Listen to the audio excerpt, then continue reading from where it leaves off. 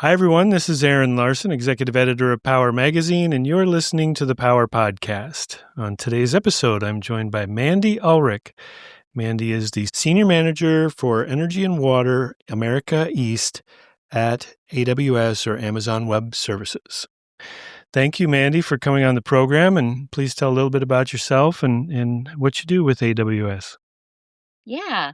So, first, Aaron, I just wanted to say thank you so much for having me on today. I'm really excited to get a chance to talk more about what we're doing at AWS when it comes to ensuring that we have reliable energy to support our operations and doing that in ways that are helping us to be good members of the communities that we operate in. So, excited about being here today. Let me tell you just a little bit about my background. Unlike most people in the energy industry, I have had a meandering career path. I started actually out of college as a statistician at the Census Bureau, and I spent about 17 years in the federal government in lots of various roles.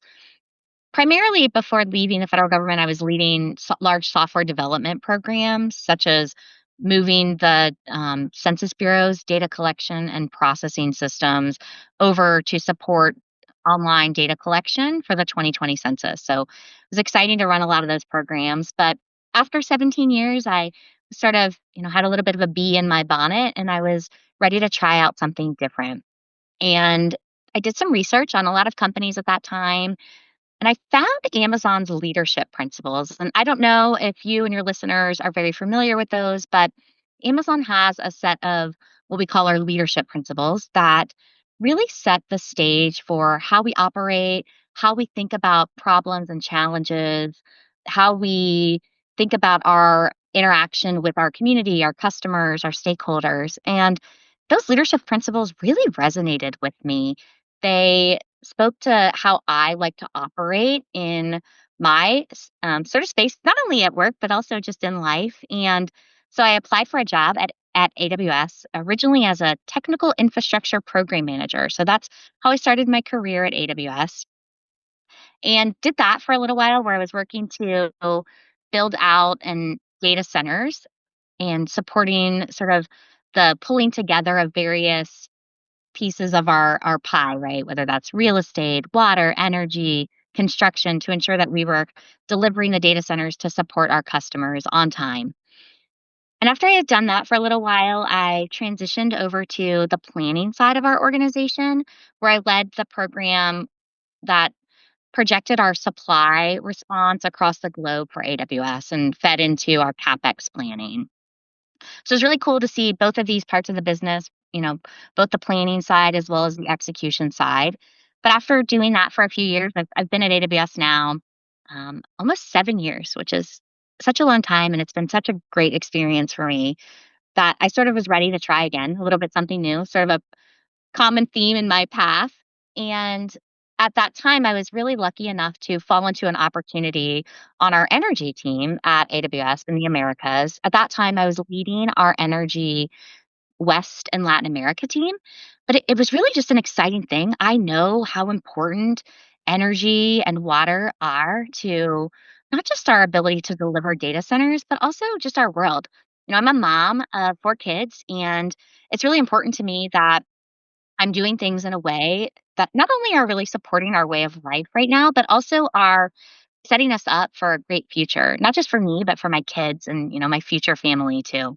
So fell into this role and it's been, I like to say this has been my favorite job because it really has. It's an opportunity to work on really challenging problems and at the scale that AWS delivers, where we can have real impact on what's happening in our communities and across the world. So that's sort of my background and like where I've come from and how I've gotten here. And so it's a fun time to be in this industry. We have a lot of work in front of us to continue to make, grid enhancements, grid reform, grid sort of support across the country. And it's just a fun time to be in this space. Yeah, that's a really fascinating journey to get to the point where you are right now. And thanks for sharing all that background. So, in your current role with Amazon Web Services, can you talk a little bit about how you work with utilities and energy providers and what that looks like for AWS? Yeah. When we talked a little bit about how I'm leading the Eastern chart for our energy and water team. And so when we talk about East, what that really looks like to us is the PJM market. So in that space, I work really closely with utility and energy providers to just make sure that our operations are being powered reliably while we're also benefiting local communities. So we need to support our customers that are leveraging these data centers, whether that be healthcare industries or the ability to, online bank from my phone. And so we want to ensure that we've got the right reliable power to support that. And we want to do that in a way that is collaborative with our local utility partners. We know also that it takes a while to build out power infrastructure, and utilities need to have a good plan in place to do that. And so we partner with those utilities that we're working with to come up with a plan, ensure that they know what our needs are to support our customers. And then we work to invest in that power grid infrastructure development improvements. So, as we think about this, our big focus is ensuring reliable, affordable energy while also supporting this grid modernization effort and making sure at the same time that we're really being good neighbors to these communities in which we operate. When we land our data centers in a community, we intend to be there for the long haul, and we want to ensure that we're supporting those communities in ways that are meaningful for them. We hear a lot about the amount of power that's going to be needed for data centers, and obviously Amazon Web Services is one of the largest data center operators. So what is your broader strategy for powering all of this infrastructure? It's super interesting. As I was talking a little bit earlier, that this is like a cool time to be in this industry. And I think a lot of that is because we're seeing such an increasing dependence on technology.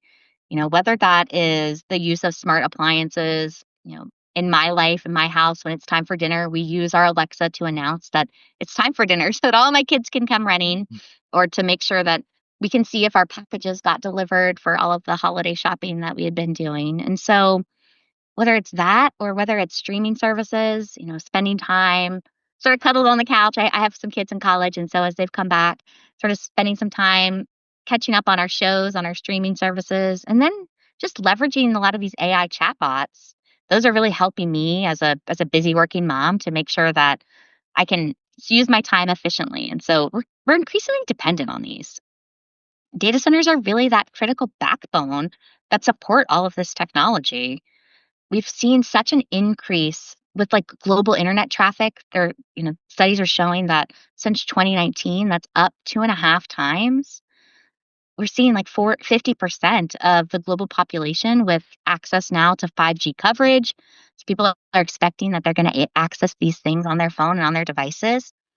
And as we move into the future, even in 2024, 40% of companies were reporting that they were using AI. I know I'm using it at work. I know a lot of my friends have been talking about how they're using it at work. And so we're continuing to see this. So this really just underscores why data centers are continuing to expand, because they're so critical to supporting this digital access across the globe. But we got to do it in a responsible way when it comes to managing energy responsibly. And this is what is really cool about AWS and our approach here.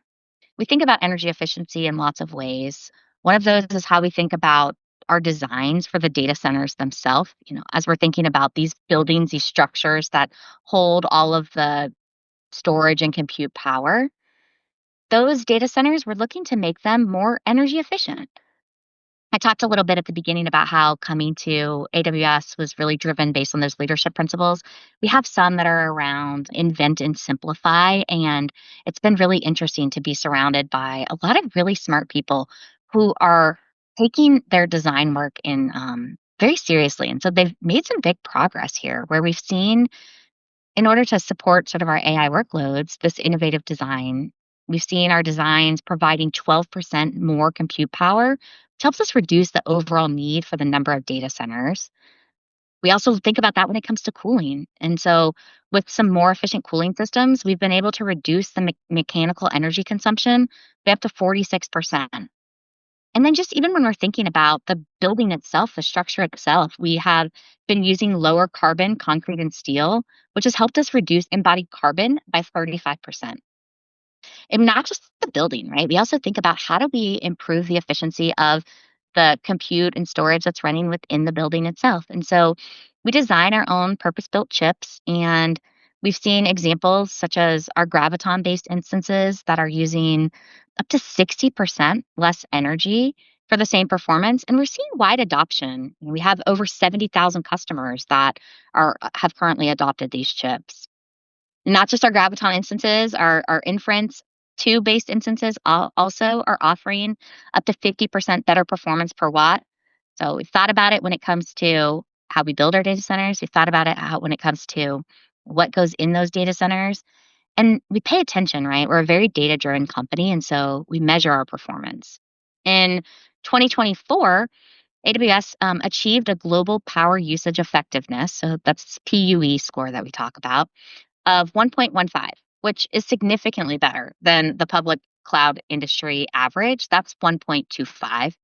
And then when we look at sort of on-prem data centers where people are sort of managing this on their own corporate infrastructure, their PUE average is about 1.63. So we're excited when people move from these on-prem instances over to our very efficient way of managing. We have a lot of practice in this space, and we've seen results from this, such as Accenture had done some studies that showed that using that AWS infrastructure has been 4.1 times more efficient than when companies are managing this on-prem. And then the other thing I think that's really important as we think about our broader strategy, in addition to like how do we think about leveraging things more efficiently, is also our progress towards carbon-free energy investment. So, we have some really cool stats out there that I'm really proud of, that we have been the largest corporate purchaser of renewable energy for 5 years now. We have enabled more than 600 renewable energy projects across the globe. And when we put that in context, that really is enough renewable energy to power 8.3 million US homes. These are very large numbers. And I talked a little bit earlier about our ability to operate at scale and have impact at scale. This is like the impact that I'm talking about. We know that renewable energy is just one piece of the pie that we need to be looking at. And so we've also invested billions in nuclear energy. Your listeners have probably heard us talk about the small modular reactors and other nuclear powers that we've been investing in Washington State and in Pennsylvania. We also are thinking about storage and what does battery storage look like? So we've invested in 11 solar plus battery storage projects that are helping to sort of deliver that stored solar energy when we see peak demand periods. And so through all of these efforts, we continue to set goals for ourselves. And probably everybody's heard a little us talk about this exciting goal that we had set to match 100% of our electricity consumption with renewable energy, and we completed that 7 years ahead of schedule. So we continue to be excited about investigating and trying and learning in order to get us towards our carbon free goals. Yeah, it is really fascinating to think about the scale that AWS is working at. I mean, you talk about the renewable energy that you've added and investing in nuclear power and battery storage. I mean, you guys have a portfolio that's larger than most utilities in the world. So it's truly phenomenal, the scale that you're talking about. It's hard to imagine being in a place where I can have such impact as I get to have here. I'd like to talk about another study that was recently released by Energy and Environmental Economics Incorporated, which is also known as E3. And in that study, it was focused on Amazon data centers and how they impact local power systems. Can you tell us or tell listeners a little bit more about the study, how it came about, and some of the key findings from it? Yeah, absolutely. We're really excited to talk about this. Another one of those leadership principles that we have at Amazon is dive deep. We really want to understand the data. We don't want to sort of just make assumptions. We want to dig in, and we want to do it in ways that allow us to get access to the information that helps us either prove or disprove what we believe. And so this study was super interesting because what we really found here is that Simple answer is that Amazon data centers are not being subsidized by other utility customers. So, with these data centers that were evaluated during the study, they're projected to generate surplus revenues of $33,500 per megawatt in 2025. And then as we look into the future, in 2030, we expect that to increase to $60,650 per megawatt. So E3 is an independent firm, and they have completed their own analysis and completed and shared their conclusions and their findings. Amazon did commission this study, but as I mentioned, this is really so that we can understand and have clear data that helps us understand and determine if Amazon data centers were increasing power bills for other US residents. And again, what we found was Amazon data centers are not being subsidized by other utility customers. Something that was like really interesting in this study, Aaron, was that we know that as we talk about scale and all of the various locations that we operate, we know that different market structures or different regulatory frameworks might look different. And so we actually, within this, had covered a diverse set of territories. We included large investor owned utilities in this study, so Pacific Gas and Electric and Dominion Energy. We looked at some mid size space with the investor owned utility with Entergy. And then we also work with some cooperatives across the country. And so we looked at the Umatilla Electric Cooperative up in the Pacific Northwest so that we could really understand, what does this look like across all of these various structures? And across that, what we saw was, and what the study showed was that Amazon data centers are really driving crucial investments in grid infrastructure that are important to us and our immediate needs, but that are also supporting local residential and commercial growth and really helping to just improve system reliability for all of us as customers. And what does that ultimately mean for the utilities and customers that they're serving? Yeah, I think the bottom line here is that it means that Amazon fully covers its own electricity cost. These costs and expenses are not added to other customers' bills. An example would be if you think about our typical Amazon data center, 100 megawatts, that could generate $3.4 million in surplus revenues in 2025. And then again, as I talked about, as we look into the future, that could increase to about $6.1 million for that 100 megawatt data center in 2030. And with that financial surplus, utilities like Entergy Mississippi or Pacific Gas and Electric and the others, they can use that to modernize the power grid. And what that does is it really improves reliability for the benefit of all of the customers. As we think about sort of like where is this coming from? How does this work? These surplus revenues are really coming from the revenue that's generated through our arrangements with these utilities above the utilities regulated rate of return. And the utilities have obviously the discretion and ability, according to their various regulatory frameworks, to determine how to use those additional margins. But in Mississippi, very specifically, we saw that Entergy is using these investments from Amazon and other large customers, and they're using that to fund their $300 million Superpower Mississippi grid reliability campaign. They're doing it at no cost to the residential customers, and what they're targeting there is to reduce their outages by approximately 50%. That's an incredible that they're finding, ways to reduce outages as a result. So that's great to hear. I know that I like my power to work when I want it to work. So I think it's a really important thing to do to help people. So as you noted, the study found that the residential customers weren't subsidizing your data center operations. But another interesting thing that came out of this is that it noted that utilities and data center operators must continue to innovate to ensure that that doesn't change in the future. So can you share some examples of how Amazon is thinking about that and planning for the future? Yeah, absolutely. I have a few good examples of this. So, while the E3 study does validate that the existing rate policies and structures have really been effective, across these various markets and regulatory frameworks in preventing any cross subsidization. But We are seeing that utilities are increasingly adopting these specialized rate structures for large industrial customers with really the intention that we're ensuring that those large industrial customers are paying for their electricity and their infrastructure costs and preventing those costs from being shifted to other customers. And so we, as I was mentioning earlier, in the sort of as we were talking in the beginning, my team and our other my counterparts across, our central and west regions, we really want to work closely with utilities and figure out innovative approaches so that we can power our data centers, so that we can support grid modernization. That's important to us and to our communities who are, by the way, filled with our customers.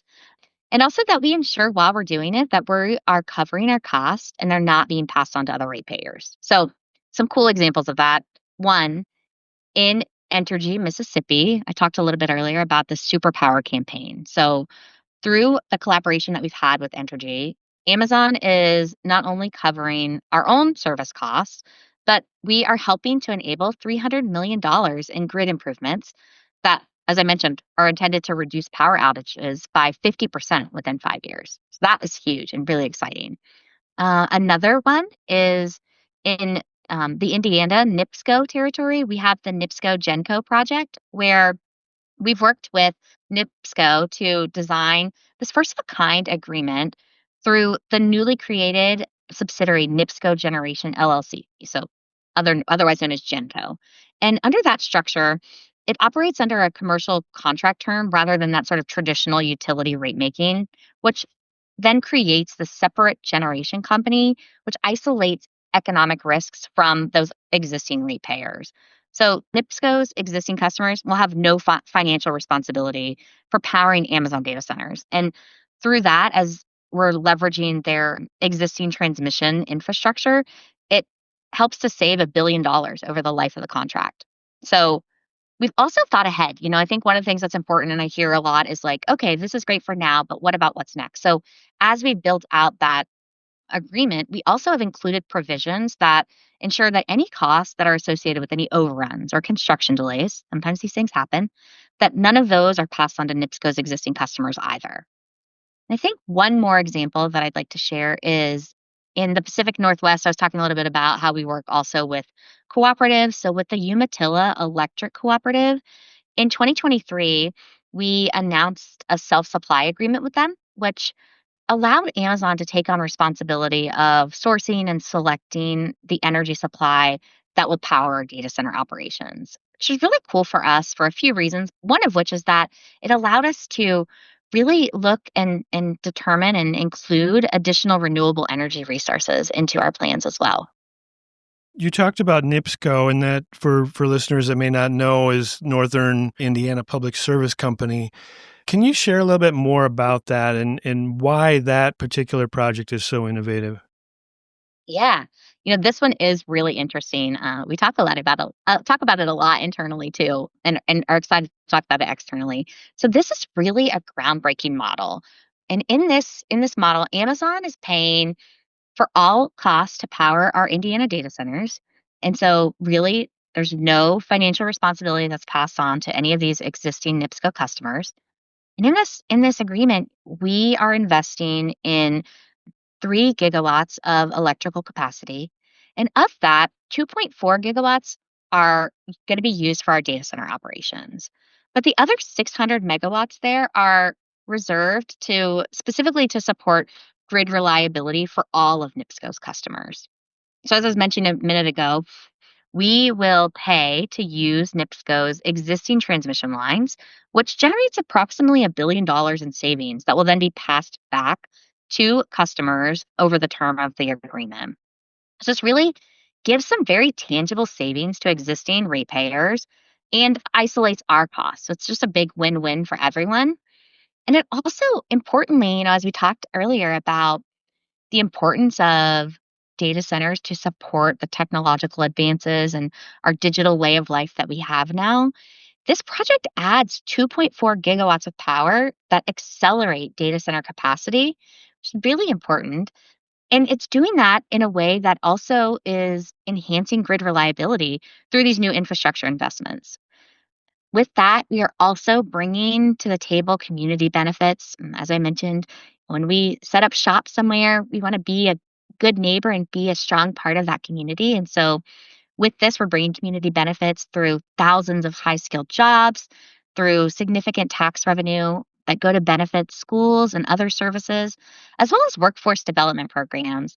One of the really cool things about being at AWS is our work that we do with our In Communities program, where members of the AWS community go out and volunteer and participate in the local community. I know that I really enjoy doing that myself, and so it's just a really cool to watch all of the great things we're doing to be good members of our community while we're working hard to ensure that we have the power we need to support our customers and to do that in a reliable way.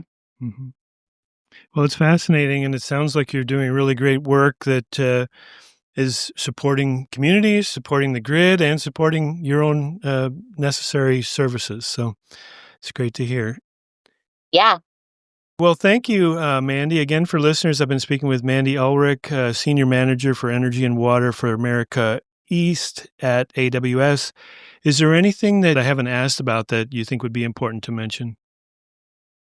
I just want to sort of reiterate that we're excited about the results of this E3 independent study that really just made clear and checked that our assumptions were accurate, that Amazon data centers are not being subsidized by other utility customers. And so we're excited to keep covering our own electricity cost and keep from adding any of those expenses to anyone else's bill. Okay. Well, thanks again, Mandy, and keep up the good work. Thanks so much. Appreciate you having me today.